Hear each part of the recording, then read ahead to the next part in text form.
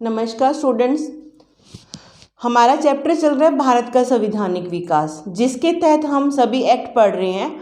आज का जो हमारा विषय है पढ़ने का 1919 का मोंटेग्यू चेम्सफोर्ड रिफॉर्म के बारे में हमने पढ़ना है। आज का हमारा विषय है 1919 का मोंटेग्यू चेम्सफोर्ड रिफॉर्म के बारे में हमने पढ़ना है। सबसे पहले हमें ये जानना है इसका नाम मोंटेग्यू चेम्सफोर्ड कैसे पड़ा। ये दो व्यक्तियों के नाम का सम्मिलित रूप है। मोंटेग्यू जो इनका पूरा नाम है एडविन मोंटेग्यू, जो उस समय भारत के राज्य सचिव थे, और चेम्सफोर्ड जिनका पूरा नाम लॉर्ड चेम्सफोर्ड था और वो भारत के वायसराय थे। उस समय पे भारत के वायसराय कौन थे? लॉर्ड चेम्सफोर्ड थे। और इनका कार्यकाल कितना था? 1916 से लेकर 1921 तक का कार्यकाल था। अभी लिखते हैं जरा। सबसे पहले आएगा अपना पॉइंट यहाँ पे ध्यान रखने लायक, मोंटेग्यू।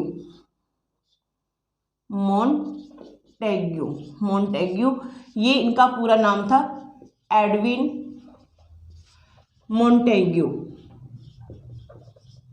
जो क्या थे? भारत के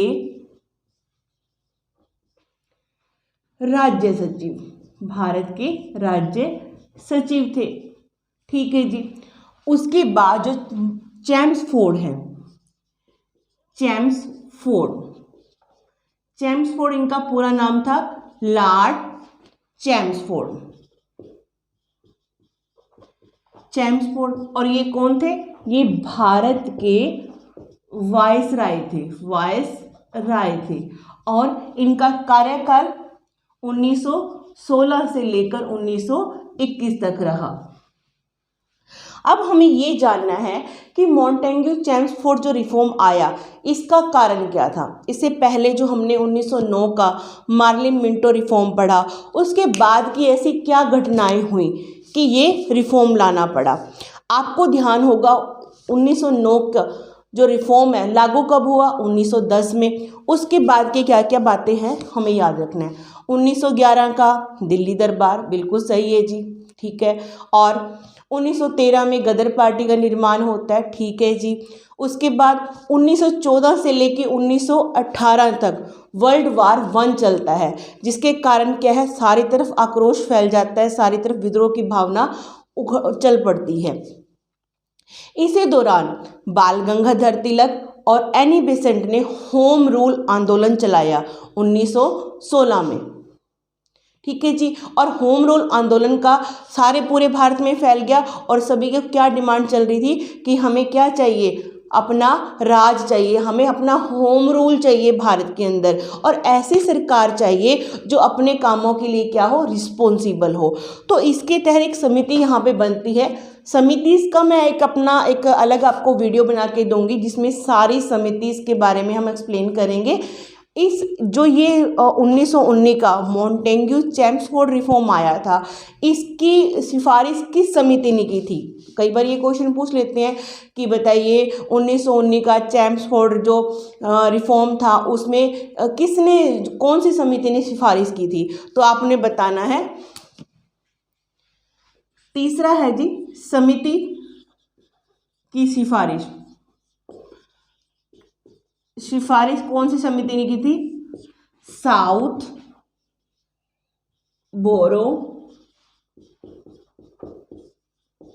समिति ने की थी। ये जी आपने ये ध्यान रखना है।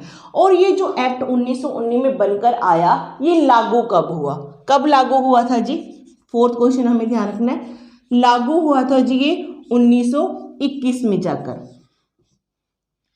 ये 4 क्वेश्चन ध्यान में रखने हैं। मोंटेग्यू चेम्सफोर्ड रिफॉर्म आया कब? 1919 में। 2 व्यक्तियों का सम्मिलित नाम का ये रूप है, आपको देखने को मिलेगा। मोंटेग्यू पूरा नाम एडविन मोंटेग्यू और भारत के राज्य सचिव थे, ठीक है जी। चेम्सफोर्ड और उनका पूरा नाम था लॉर्ड चेम्सफोर्ड और वो भारत के वायसराय थे, और उनका कार्यकाल कितना? 1916 से लेकर 1921 तक रहा, ठीक है जी। समिति की सिफारिश साउथ बोरो समिति, ठीक है जी। और लागू कब हुआ? 1921 में हुआ। अब हमें ये देखना है जो 1919 का ये मॉन्टेग्यू चेम्सफोर्ड रिफॉर्म बन के आया, इसके तहत बदलाव क्या क्या देखने को मिलते हैं। केंद्र में क्या बदलाव हुआ?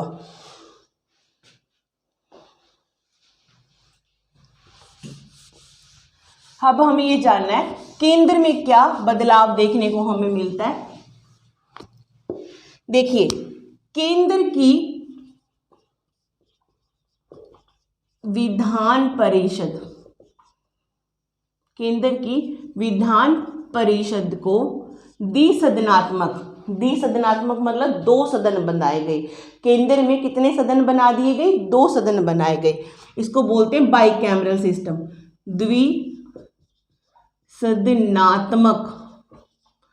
प्रणाली यहाँ पे चालू होती है, बाइकैमरल सिस्टम।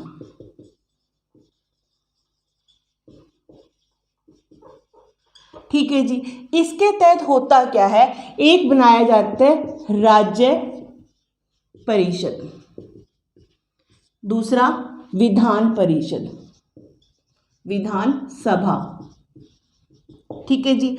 राज्य परिषद को उच्च सदन भी बोला जाता है, उच्च सदन बोला जाता है, और विधानसभा को निम्न सदन बोला जाता है। उच्च सदन में मेंबर्स की संख्या कितनी? 60 मेंबर्स होंगे जी। ओके जी।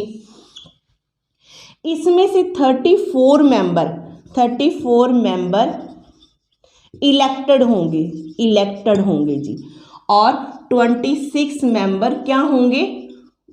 26 मेंबर नॉमिनेटेड होंगे। राज्य परिषद में कुल संख्या कितनी मेंबर्स की? 60। उसमें से 34 मेंबर क्या होंगे? इलेक्टेड होंगे। 26 मेंबर क्या होंगे? नॉमिनेटेड होंगे। और इनका जो कार्यकाल है वो 5 वर्ष का होगा। कितने वर्ष का? 5 वर्ष का होगा। ठीक है जी। जो दूसरा है विधानसभा, इसके मेंबर्स की संख्या, कुल मेंबर की संख्या होगी 144। मेंबर कितने होंगे? 144 मेंबर होंगे। उसमें से 104 मेंबर इलेक्टेड होंगे, और 44 मेंबर नॉमिनेटेड होंगे जी। ठीक है जी। और इनका कार्यकाल 3 वर्ष का होगा।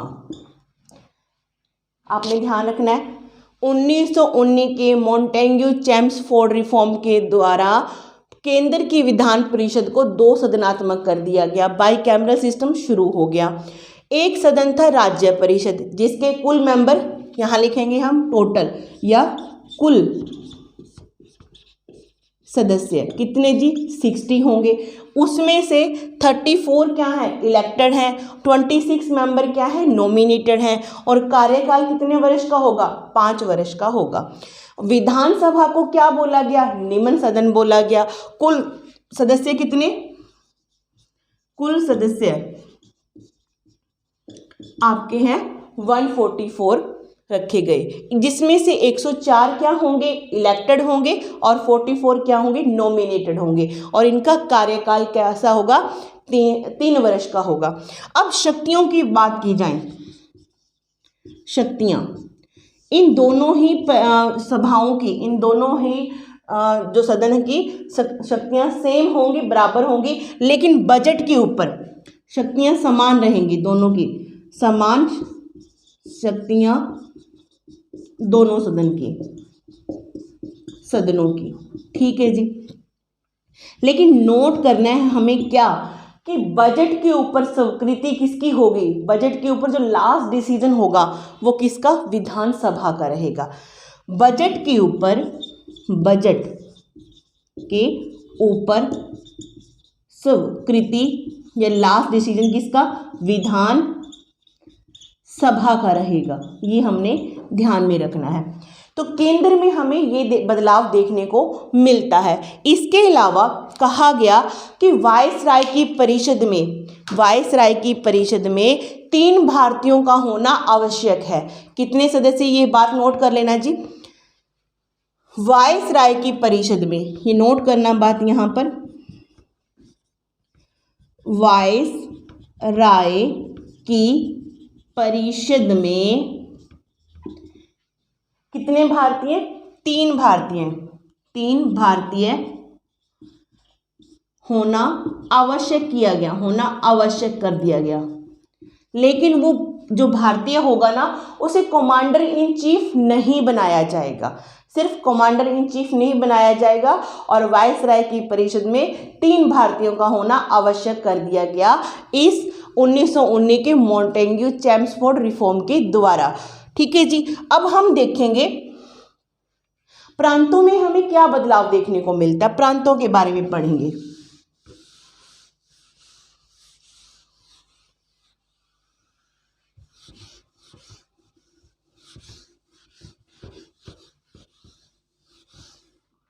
अच्छा, एक बात और आपने ध्यान में रखनी है कि इस 1919 की मॉन्टेग्यू चेम्स रिफॉर्म के द्वारा क्या हुआ कि केंद्र के सब्जेक्ट्स और प्रांतों के सब्जेक्ट्स को अलग अलग कर दिया गया।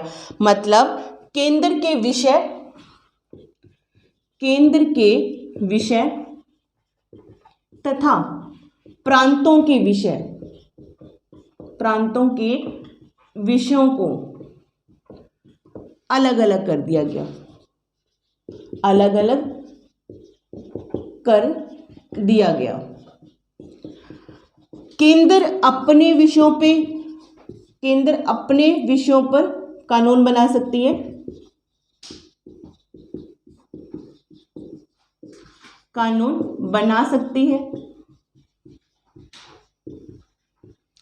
और प्रांत अपने विषयों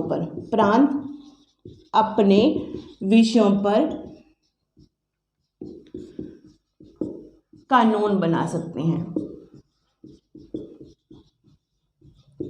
ठीक है जी। आपने ध्यान रखना है कि केंद्र के विषय और प्रांतों के विषय को क्या कर दिया गया, अलग अलग कर दिया गया।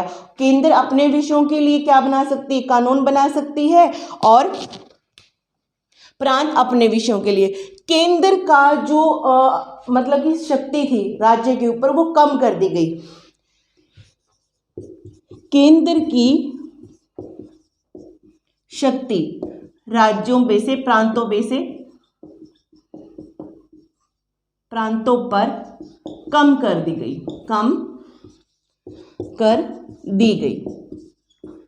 3-4 बातें ध्यान रखना है।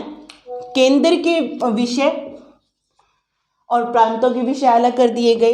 दूसरी बात क्या ध्यान रखनी है, केंद्र अपने विषयों पर कानून बना सकता है और प्रांत अपने विषयों पर कानून बना सकता है। और तीसरी बात, केंद्र की शक्ति कम कर दी गई राज्यों के ऊपर। क्या कर दिया गया, केंद्र की शक्ति क्या कर दी गई, कम कर दी राज्यों के ऊपर। ठीक है जी। आगे हम देखेंगे अब प्रांतों के ऊपर, प्रांतों की विधान परिषद के ऊपर